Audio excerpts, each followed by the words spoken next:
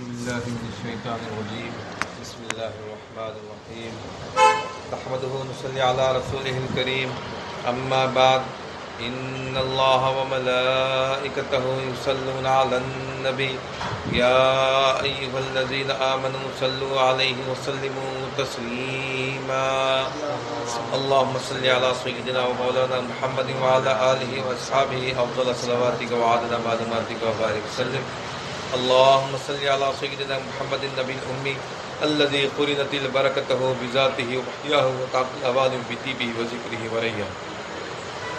برادر کریم، الحمدللہ ثم الحمدللہ، اللہ تعالیٰ کا بے انتہا فضل و کرم ہے کہ اس نے ہمیں مسلمان بنا کر پیدا فرمایا اور ہمیں پیدا ہونے کا فخر عطا فرمایا. الحمدللہ یہ فخر رشک انبیاء نکلا. مزید برائے کرم کہ اس نے ہمیں اپنے اولیاء کے دامن سے وابستہ فرمایا اور تجدید ایمان کی خاطر ہمیں یہاں جمع فرمایا.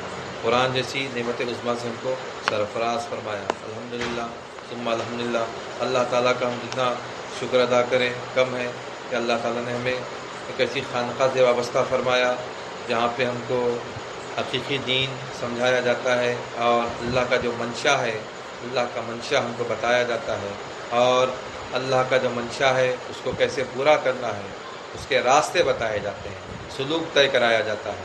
الحمدللہ اللہ تعالیٰ کا جتنا شکر ادا کریں، کیونکہ ہم اپنی مرضی سے خود نہیں کر سکتے. اللہ تعالیٰ جس کے لیے بھلائی کا ارادہ فرماتا ہے، سرکار دو عالم صلی اللہ علیہ وسلم نے ارشاد فرمایا کہ اللہ تعالیٰ جس کسی کی بھلائی کا ارادہ فرماتا ہے اسے دین کی فہم عطا فرماتا ہے. الحمدللہ ہم کو دین کی فہم مل رہی تو مطلب یہ کہ اللہ تعالیٰ ہماری بھلائی کا ارادہ کیا ہے، ہم اللہ تعالیٰ کی بھلائی پانے والوں میں ہمارا شمار ہے. یہ صرف اور صرف اللہ تعالیٰ کے فضل و کرم سے ہے، ہمارا اس میں کوئی عمل دخل نہیں ہے. ہم جتنا شکر ادا کریں، ہمیشہ اللہ کا شکر ادا کرنا چاہیے، ہمیشہ اللہ تعالیٰ کے احسان مند ہونا چاہیے کہ اللہ تعالیٰ نے ہمیں مسلمان بنایا اور پھر مسلمانوں میں بھی اہل سنت والجماعت میں رکھا. اس کے ساتھ ساتھ پھر ہم کو دین کی فہم بھی عطا فرمایا. دین کی فہم آسان بات نہیں ہے. دین کی فہم ملنا اور دین کو سمجھنے کی کوشش کرنا یہ صرف اللہ تعالیٰ اپنے فضل و کرم سے ہم کو عطا فرمایا. الحمدللہ ثم الحمدللہ.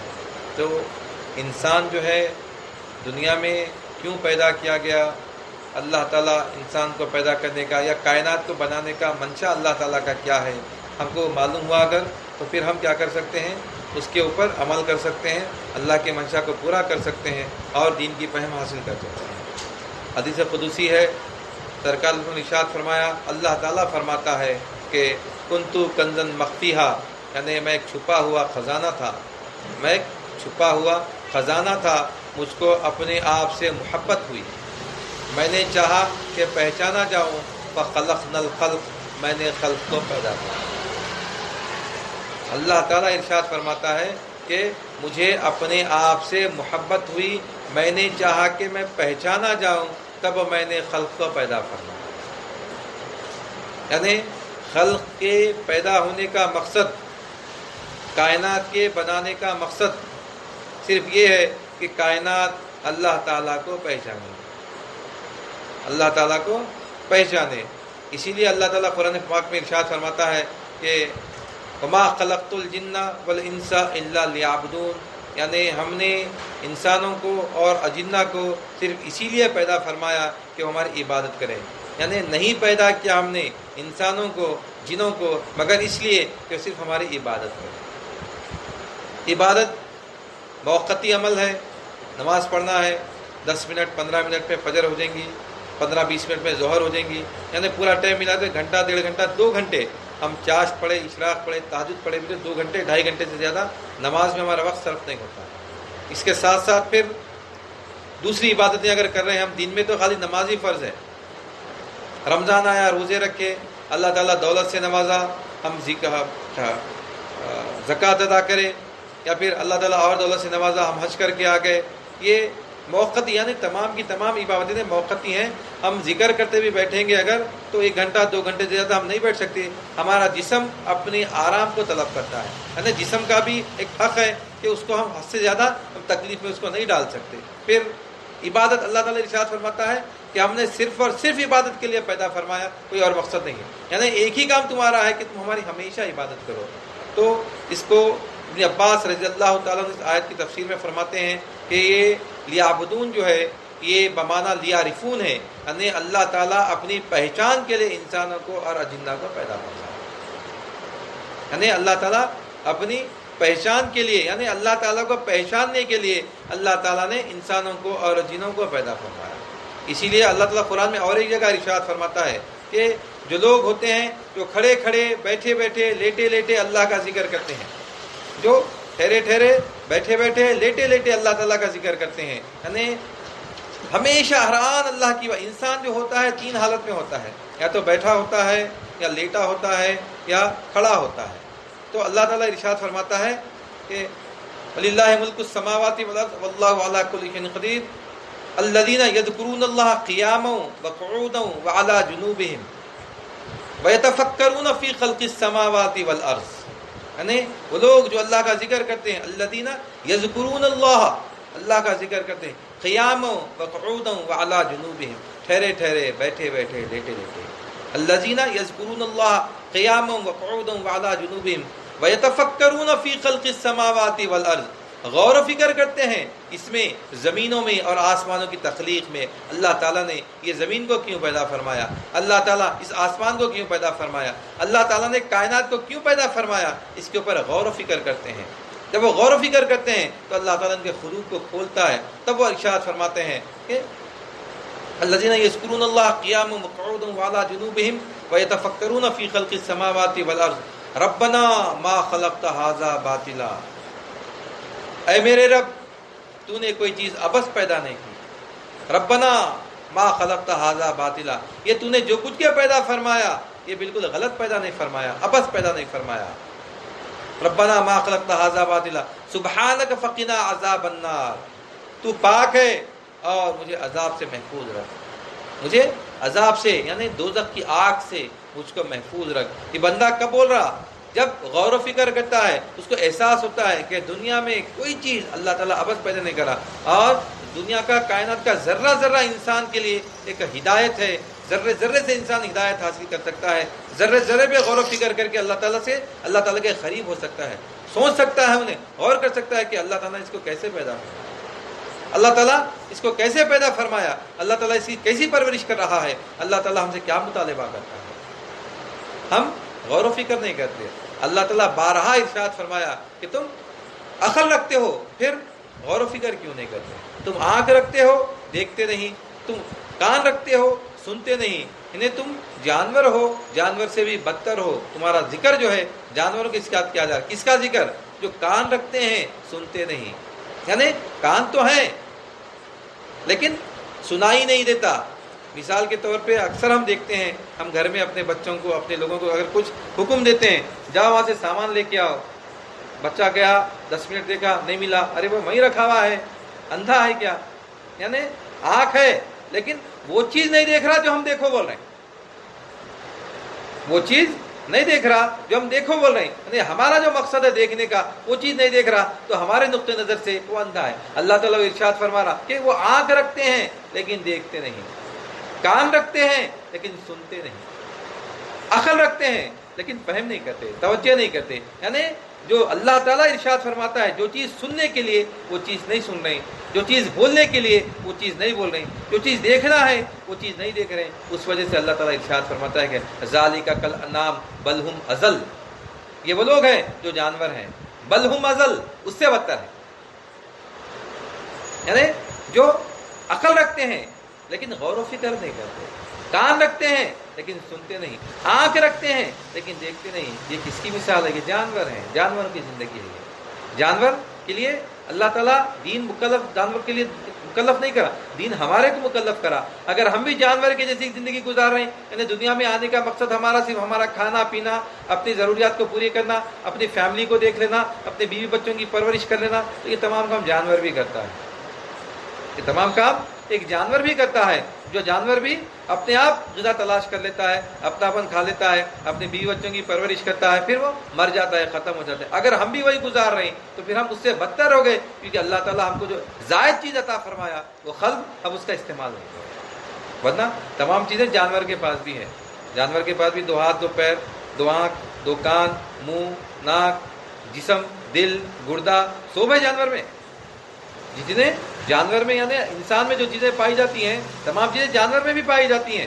جانور کا نظام بھی انسان کے برابر ہے. پھر انسان کیوں اشرف ہوا, انسان کیوں جانوروں سے اوپر ہوا, انسان تمام کائنات کی مخلوق سے اوپر ہو رہا, کیوں اوپر ہو رہا بھائی؟ اللہ تعالیٰ کیوں انسان کو اوپر فرمایا؟ اسی لیے کہ اللہ تعالیٰ نے انسان کو یہ تمام لوگوں سے ہٹ کے ایک اور چیز دی ہے جو قلب ہے. جو قلب ہے, قلب یعنی یہ جسم کے اندر نہیں, جسم کے اندر جو جسم ہے, جو قلب ہے, یہ دل ہے, یہ جسم کا ایک حصہ ہے. قلب یہ نہیں ہے. قلب ماورائے جسم ہوتا ہے, جسم کے باہر ہوتا ہے, جو کہ آما جگہ علم ہوتا ہے, جہاں پہ علم کا نزول ہوتا ہے, جہاں پہ علم رکھا جاتا ہے, جہاں پہ علم ہوتا ہے. اور وہ قلب کے ساتھ انسان کل خبر میں جواب دینے والا ہے. ورنہ یہ دل تو زمین میں سڑ گل کے ختم ہو جائے گا. خبر میں ہم کو جواب دینا ہے, خبر میں جو ہم کو ساتھ جانے والا ہے وہ قلب ہمارے ساتھ جانے والا ہے. اللہ تعالیٰ وہ قلب ہم کو ایکسٹرا عطا کرا, زائد عطا کرا. وہ قلب کو لے کے ہم کو کیا کرنا ہے؟ استعمال کرنا ہے. اور اپنا جو مقام ہے, جو تاج اللہ تعالیٰ نے ہم کو پیدا فرمایا اشرف کا, وہ تاج وہ قلب کے ساتھ منسلک ہے. وہ تاج قلب کے ساتھ منسلک ہے. یعنی وہ قلب کو اگر ہم ساتھ رکھے, وہ قلب سلیم کو ساتھ رکھے, وہ قلب میں علم کو رکھے اور اللہ تعالیٰ کی معرفت حاصل کرے تو وہ تاج ہمارے لیے ہے.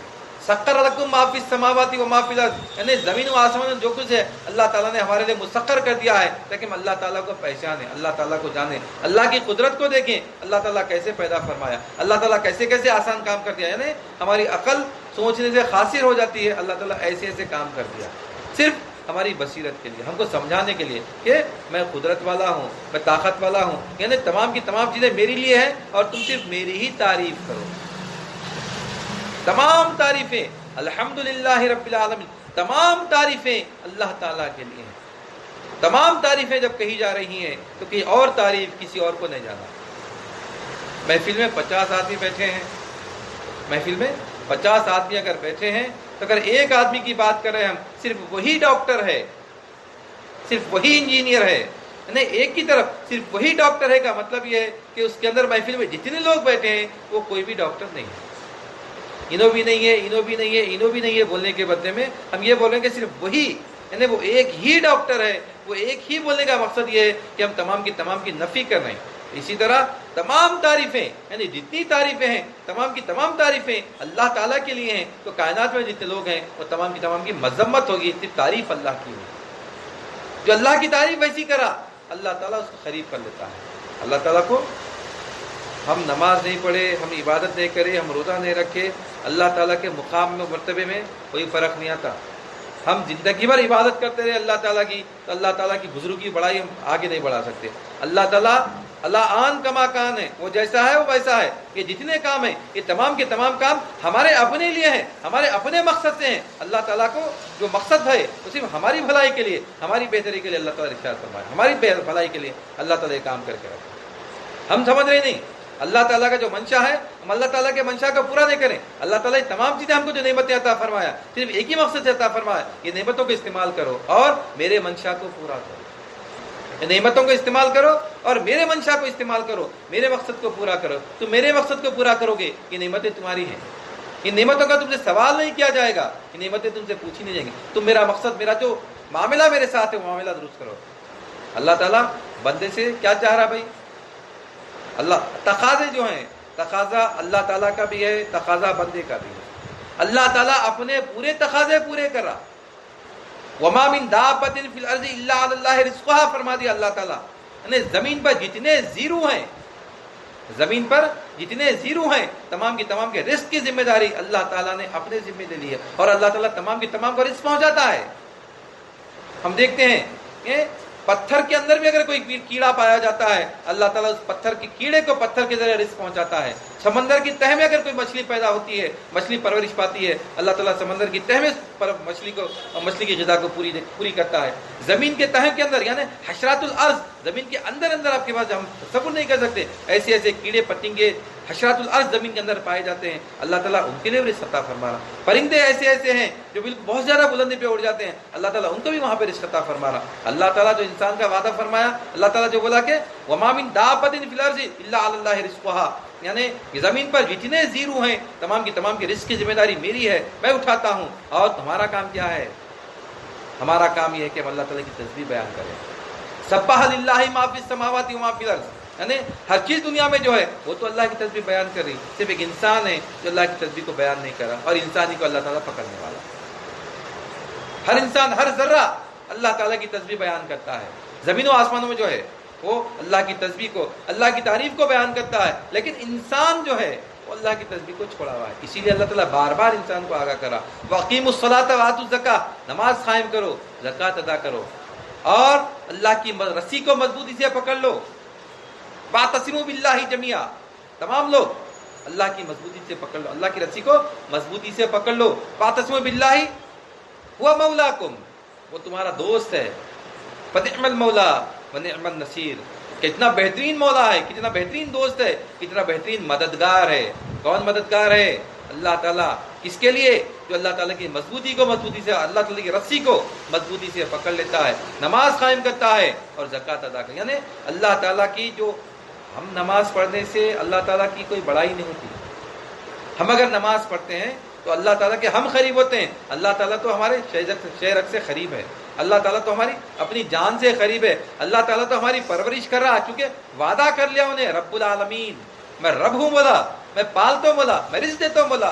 अल्लाह ताला हमारी ज़रूरत तो पूरी कर रहा, अल्लाह ताला अपना वादा तो पूरा कर रहा, लेकिन हम अपने वादे को भूल गए। अल्लाह ताला अपना वादा पूरा कर रहा, हम अपने वादे को भूल गए, हम अपने वादे को भूल गए। अल्लाह ताला अंबियाओं को भेज के हमको अपना वादा याद दिला रहा। तुम वादा करके आए थे मेरे से कि मुझको रब बोलेगो, तुम मुझको रब बोलोगे, तुम मुझको जानोगे, तुम मुझको पहचानोगे। नहीं पहचान, नहीं कोई बात नहीं, चलो मैं तुम्हारी हिदायत के लिए अंबियाओं को भेजता हूँ, तुम्हारी हिदायत के लिए पैगंबरों को भेजता हूँ, तुम्हारी हिदायत के लिए रसूलों को भेजता हूँ। और सरकार दो आलम सल्लल्लाहु अलैहि वसल्लम के पर्दा फरमाने के बाद भी ये काम जारी व सारी है। क्यों? सरकार ने इरशाद फरमाया, मेरी उम्मत के उलमा बनी इसराइल के अंबियाओं के बराबर, मेरी उम्मत के उलमा बनी इसराइल के अंबियाओं के बराबर हैं। यानी अंबियाओं वाला काम करेंगे। कौन? उलमा। कौन से उलमा? ज़वाहिरी उलमा नहीं, जो अल्लाह ताला का इल्म रखते हैं।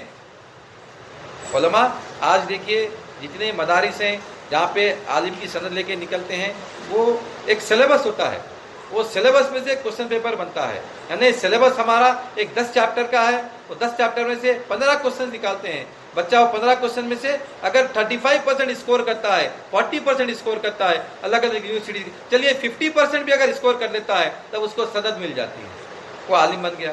क्या मुकम्मल इल्म उसके पास आ गया? अल्लाह का इल्म उसके पास आ गया? अल्लाह का इरफान उसके पास आ गया? नहीं।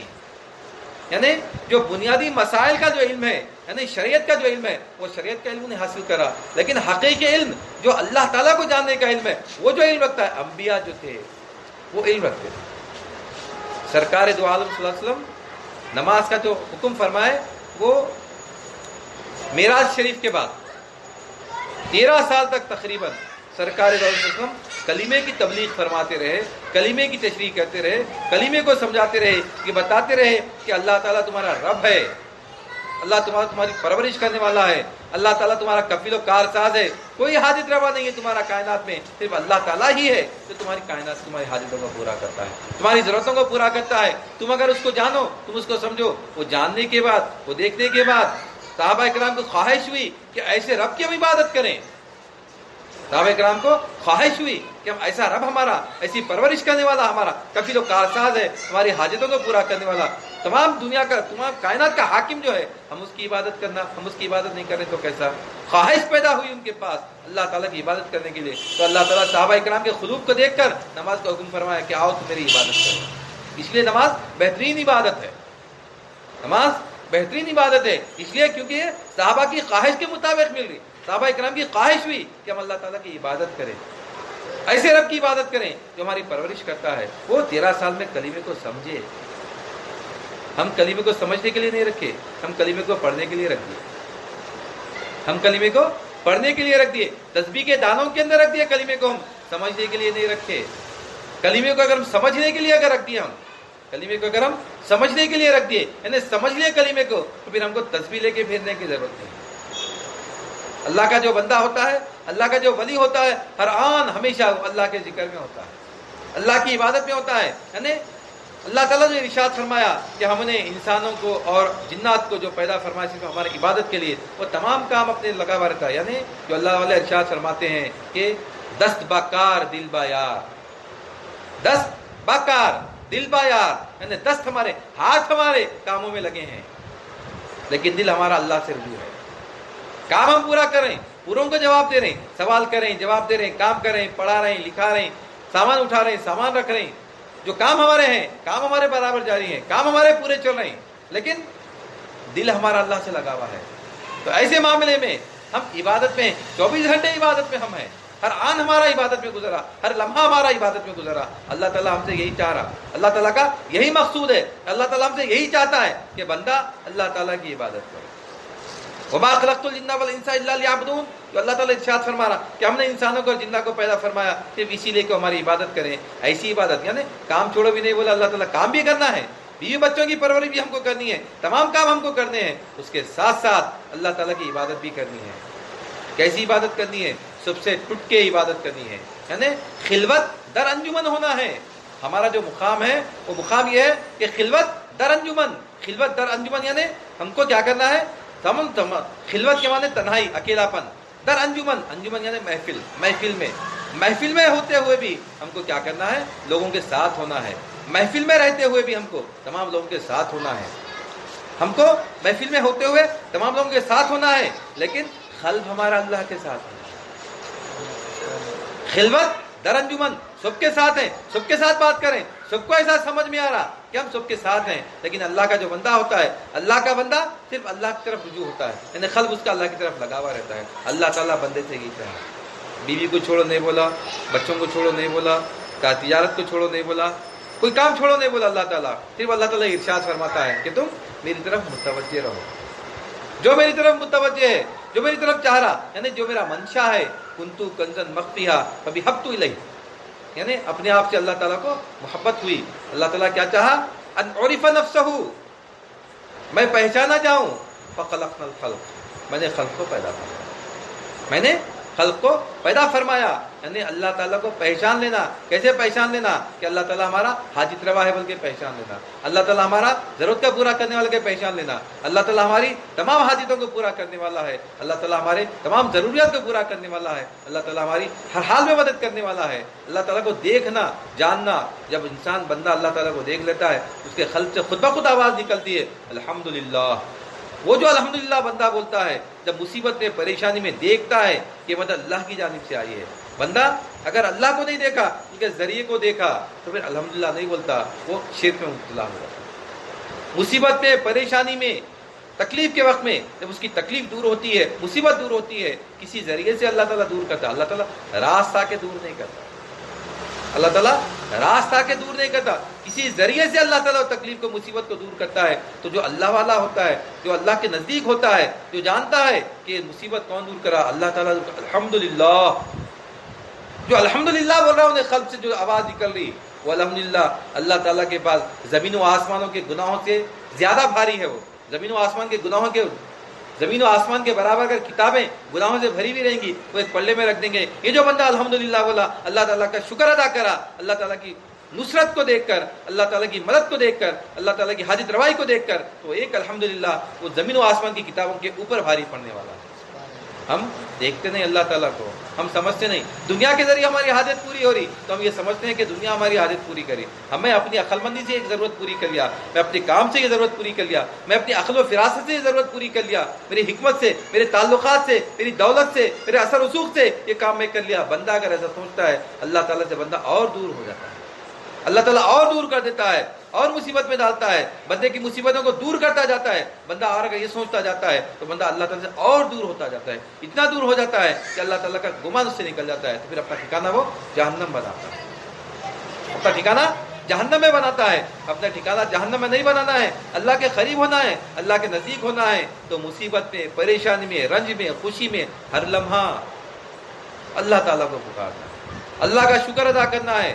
जो लोग अल्लाह ताला की नेमतों पे अल्लाह का शुक्र अदा करते हैं, अल्लाह ताला उनकी नेमतों में और इजाफा फरमाता है। और अल्लाह ताला के इरशाद फरमाता है, अल्लज़ीना क़ालू रब्बुनल्लाह, यानी वो लोग जो कह देते हैं कि मेरा रब अल्लाह है, सुम्मस्तक़ामू, तो इस पे टिक जाते हैं।